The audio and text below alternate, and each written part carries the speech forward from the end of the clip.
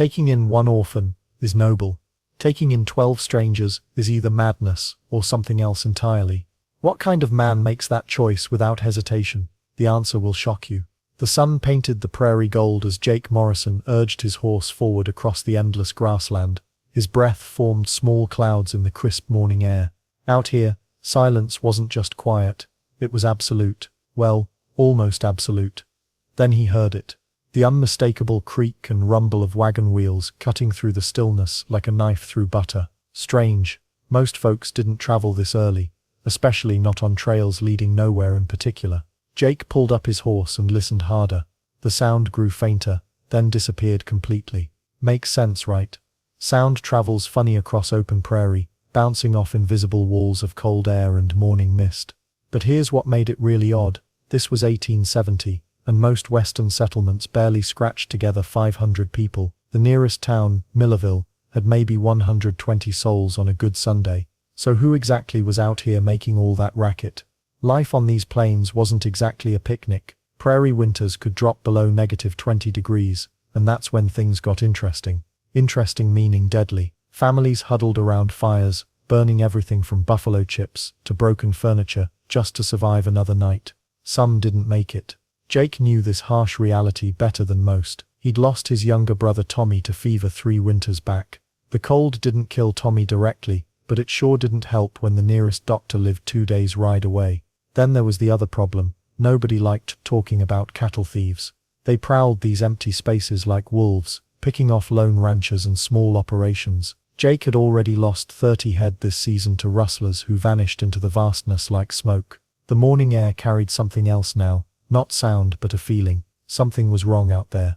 Jake had learned to trust these instincts. They'd kept him alive when the Comanches raided 2 summers ago, and they'd warned him about the flash flood that nearly took his entire herd. He clicked his tongue and urged his mare forward. Whatever was happening, it wasn't his problem. He had his own cattle to check, his own fences to mend, his own battles to fight. The prairie had a way of teaching harsh lessons about minding your own business, but that wagon sound kept echoing in his head. Who travels alone out here, and why had it gone so quiet so suddenly? The sun climbed higher, burning off the morning chill. Jake's stomach growled, reminding him he'd skipped breakfast again. Bad habit. But coffee seemed like a luxury when you were counting every bean. As he crested the next rise, something caught his eye in the distance. A dark shape beside the main trail, motionless against the golden grass. Too big to be a rock, too still to be an animal. His horse snorted and shook her head, ears pricked forward. She sensed it too. Whatever waited ahead would change everything about this quiet morning ride. The rancher's horse snorted nervously as they approached the broken wagon. One wheel hung at an odd angle, like a dislocated shoulder. Dust covered everything, the canvas top, scattered supplies, even what looked like a child's torn blanket fluttering in the morning breeze. Then he heard it. Soft whimpering from inside. Dismounting carefully, he pulled back the canvas flap. 5 pairs of wide eyes stared back at him from the wagon's dim interior. Children, the oldest couldn't have been more than 12, clutching 3 smaller ones against her thin frame. A boy, maybe 8 years old, sat rigid in the corner, trying his best to look brave. Easy there, the rancher said softly. I'm not going to hurt you. The children huddled closer together like frightened prairie dogs. Smart kids, trusting strangers out here could get you killed. But they were also shivering, despite the growing warmth of the morning sun. These wagons weren't built for comfort. Families packed everything they owned into these rolling boxes. Barrels of flour, sacks of beans, tools, quilts, sometimes even a rocking chair tied to the back. Makes sense, right? When you're heading into unknown territory, you bring your whole life with you.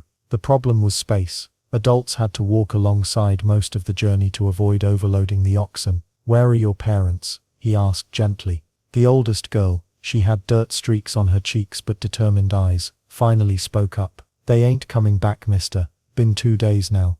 2 days, in this heat, without proper water. These kids were lucky to be alive. The rancher noticed their lips were cracked, their small faces sunburned. A overturned water barrel lay nearby, its contents long since soaked into the thirsty ground.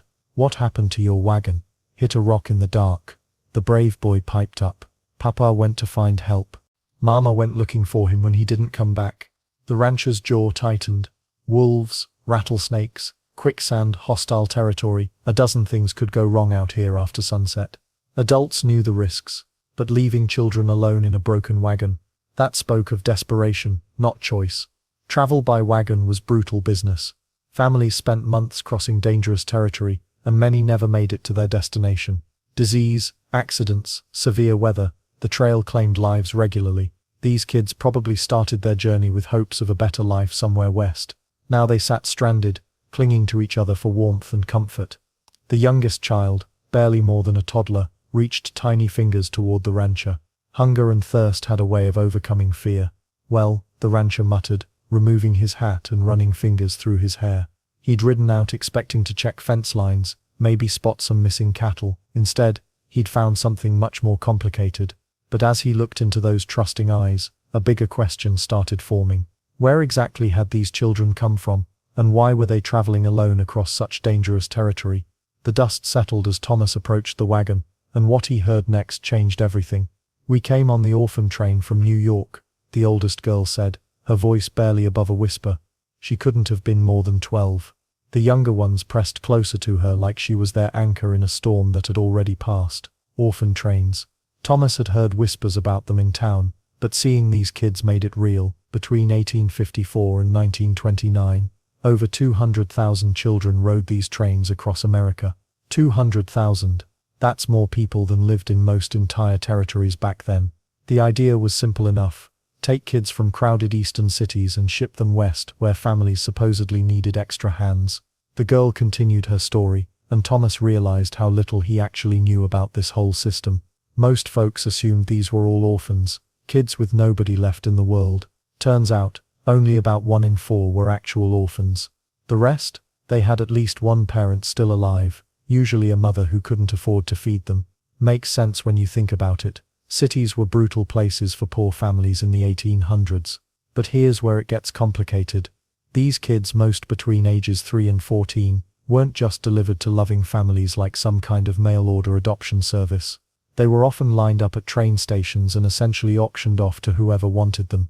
Well, auctioned might sound harsh, but that's pretty much what happened.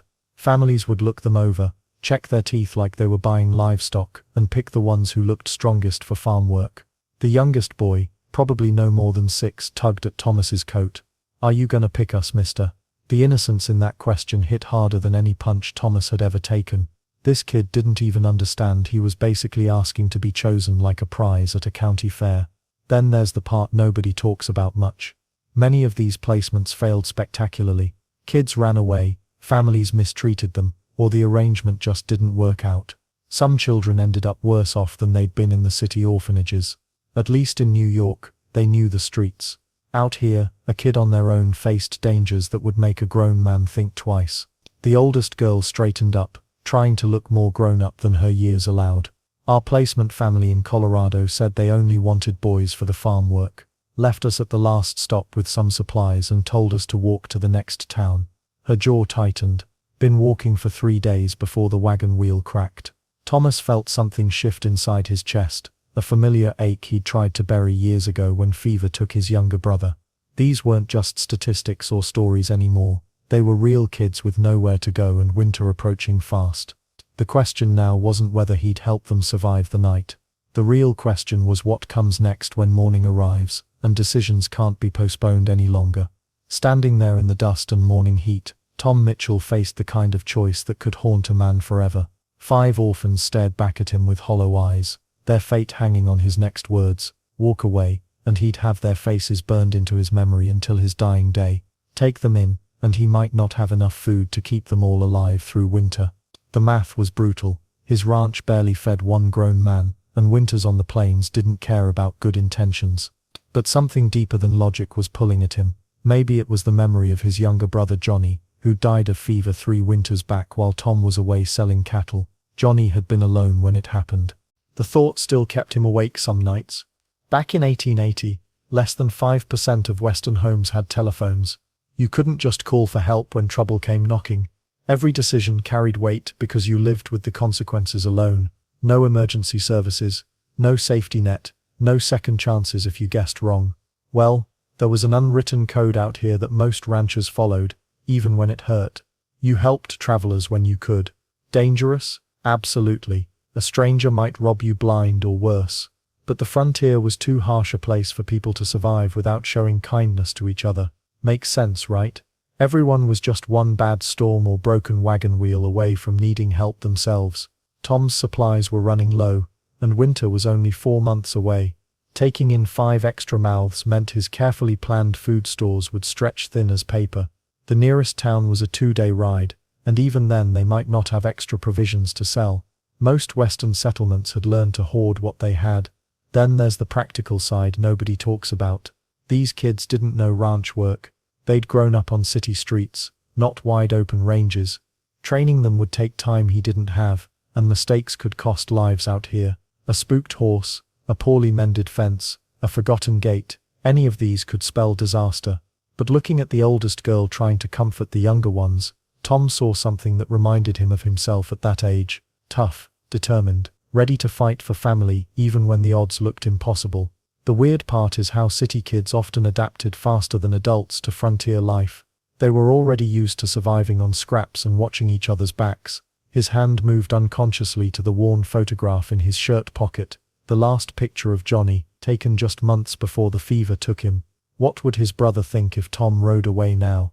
The children waited in silence, probably sensing this moment would decide everything. Their wagon sat broken and useless, supplies scattered in the dust. Without help they wouldn't last 3 days in this heat.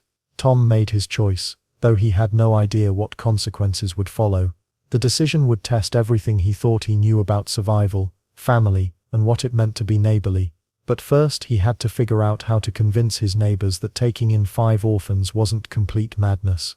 The rancher's decision seemed simple enough. Load up the wagon with 5 orphaned kids and head home. But what he didn't expect was turning into the unofficial adoption coordinator for an entire town. Word travels fast in a settlement of 120 people, especially when someone shows up with children who need homes. Within 2 days, neighbors started trickling by his ranch. Makes sense, right? Many frontier families desperately wanted children but couldn't have them. Others had lost kids to disease or accidents. The labor shortage out west meant extra hands were always welcome, even small ones. Then there's the practical side, nobody talks about. These weren't helpless city kids anymore. They'd learned survival skills during those weeks on the trail. The oldest girl, maybe 13, had figured out how to repair torn leather boots using just a needle and sinew. That skill alone was worth gold in a place where the nearest cobbler lived 3 towns over. The rancher watched as the Hendersons examined her handiwork. "She did this, Mrs. Henderson asked, turning the boot over in amazement. Boot repair could cost a family their entire monthly earnings, but this girl could do it for free. Well, not exactly free. She'd need food, shelter, and love in return. But here's where orphan train placements got messy. Back east, kids were sometimes treated more like servants than family members. Some ran away within months, others endured abuse that nobody talked about. The failure rate was higher than anyone wanted to admit. The youngest boy, barely 7, had different problems. He kept falling off horses, which was basically like failing at breathing out here. Everyone needed to ride. The 3rd time he hit the dirt, the rancher started wondering if city kids could ever really adapt to ranch life. Yet something interesting happened during that 2nd week. The middle kids, 2 brothers around 10 and 11, started showing unexpected talents. They could spot cattle thieves from remarkable distances, probably because they'd learned to watch for trouble on New York streets. Urban survival skills translated better than expected. The weird part is how the whole adoption process worked back then. No background checks, no home visits, no paperwork mountains. Frontier families mostly relied on gut instinct and church records. If you seemed decent and had enough food to share, you could probably take home a kid or 2. Local families began making their choices. The boot repair girl went to the Hendersons, who ran the general store. The sharp-eyed brothers caught the attention of another rancher, who'd been losing cattle to thieves. Even the clumsy little boy found a family. The preacher's wife had patience for teaching horsemanship, but the rancher faced an unexpected problem. These kids had survived together for months. Splitting them up felt wrong, even cruel. They'd become a family unit, protecting each other through dangers most adults couldn't handle. His decision would surprise everyone, including himself. Sometimes the best choice isn't the practical one. It's the one that keeps people together when the world tries to tear them apart. Dawn breaks at 5 a.m. sharp, And those city kids learn fast that roosters don't care about your beauty sleep. The youngest boy, Tommy, stumbles out of the bunkhouse rubbing his eyes while the rancher's already halfway through milking the cows. Welcome to frontier life, where snooze buttons don't exist. By age 10, frontier children were expected to handle chores that would make modern parents call social services. These orphans dive headfirst into ranch work. The older girl, Sarah, takes naturally to mending fences. Her nimble fingers from sewing city rags now twist barbed wire like she's born to it. The middle boy discovers he's got a knack for feeding chickens, though he jumps every time they flap their wings. Then there's Tommy's horse situation. Kid falls off twice before breakfast, lands in the dirt, and gets right back on. The rancher watches from the corner of his eye, probably remembering his own tumbles. Third time's the charm. Tommy stays mounted for a whole minute, before sliding off sideways like a sack of potatoes, but he's grinning. Ranch work never stops flowing. Corn needs planting, and those small hands prove perfect for dropping seeds in neat rows. The older kids learn to judge spacing by eye. Too close, and the plants choke each other. Too far, and you're wasting precious land. Sarah masters the art of milking cows, though Bessie the Holstein seems determined to test every newcomer's patience. School sits 2 miles away across rolling prairie. Most children walked this distance daily, turning education into an endurance sport. The orphans bundle up in hand-me-down coats and trudge through mud, snow, or blazing sun depending on the season. Makes you appreciate school buses, right? Well, Sunday dinners change everything. The kitchen fills with laughter as these former street kids share stories of dodging carriages in New York, while the rancher talks about cattle drives. Tommy describes pickpocketing techniques with such detail that everyone stares until he turns red. Former techniques, he clarifies quickly. The weird part is how fast they adapt. City survival skills translate surprisingly well to ranch life. Sarah's ability to spot trouble from blocks away helps her notice when cattle wander toward dangerous ravines. The middle boy's talent for finding scraps in urban alleys makes him excellent at locating lost tools around the property. Let's not forget the unexpected moments of humor. Tommy tries to milk a bull one morning before anyone stops him. The older boy attempts to ride a pig after mastering the horse, with predictably messy results. Even the rancher cracks a smile watching these city kids figure out that cows don't climb trees, despite their impressive jumping abilities when spooked. But ranch life demands respect. One careless moment around machinery or livestock could mean serious injury. The children learn this balance between confidence and caution, developing the kind of practical wisdom that keeps frontier families alive. However, their growing success on the ranch hasn't gone unnoticed by everyone in the area, and not all the attention heading their way carries good intentions. Peace never lasts long on the frontier. Just when the orphans were getting comfortable with ranch life, trouble came calling in the form of Jake Three-Finger Morrison, a cattle rustler with a reputation for picking on vulnerable ranchers. Word travels fast in small communities, and rumors about the rancher's new help had spread through the neighboring towns like wildfire. Morrison figured a bunch of city kids would make easy targets. Boy, was he wrong. The first sign of trouble came on a Tuesday morning when the rancher noticed fresh horse tracks near the pasture fence. These weren't from any of his horses, and the prints were too deep for a casual visitor. Someone had been watching them, studying their routines. In 1875, cattle theft had become so common that ranchers lost an average of 12 head per year to rustlers, but this felt different, more personal. That evening, the rancher gathered the children around the kitchen table. His voice stayed calm, but his hands checked his rifle twice. "We might have visitors soon," he told them. "The kind that don't knock first." The oldest orphan, now 16 and seasoned by months of ranch work, simply nodded. He'd seen enough street fights in New York to recognize the look of impending trouble. What happened next surprised everyone, especially Morrison. The children didn't panic or hide. Instead, they turned their city survival instincts into frontier warfare tactics. The girl who could fix boots also knew how to tie knots that wouldn't slip. The boy who'd learned to ride after falling twice now knew every inch of the property in the dark. They spent hours that night, setting up what could only be described as the most creative cattle rustling prevention system the territory had ever seen. They strung rope at ankle height between fence posts, scattered tin cans filled with pebbles along likely approach routes, even rigged a bucket of cold creek water to dump on anyone who tried to climb through the barn window. The youngest boy, barely 8 years old, suggested they move the chickens closer to the house because they make more noise than a fire bell when strangers show up. Morrison arrived just before dawn with 2 accomplices, expecting to find a sleepy rancher and some frightened city children. Instead, he walked straight into a trap that would have made the Pinkerton detectives proud. Within minutes, all 3 rustlers were tangled in ropes, soaked in creek water and surrounded by very angry chickens. The rancher found them at sunrise, trussed up like Christmas turkeys and covered in feathers. He couldn't stop laughing long enough to untie them properly. The oldest orphan stood guard with a pitchfork, looking more like a seasoned cowhand than a former street kid from Manhattan. When Sheriff Williams rode up an hour later, he took one look at the scene and shook his head in amazement. He'd been chasing Morrison for 2 years without success, and here was the notorious cattle thief defeated by a bunch of orphans and some creative rope work. The sheriff's reaction to their teamwork would change everything for this makeshift family. The morning sun cast long shadows across the ranch as Samuel gathered the children around the kitchen table. His calloused hands held a stack of legal papers that would change everything. "I'm adopting all of you," he announced quietly. "Nobody gets left behind." The children stared in disbelief. Back in 1880, adoption paperwork was practically non-existent on the frontier.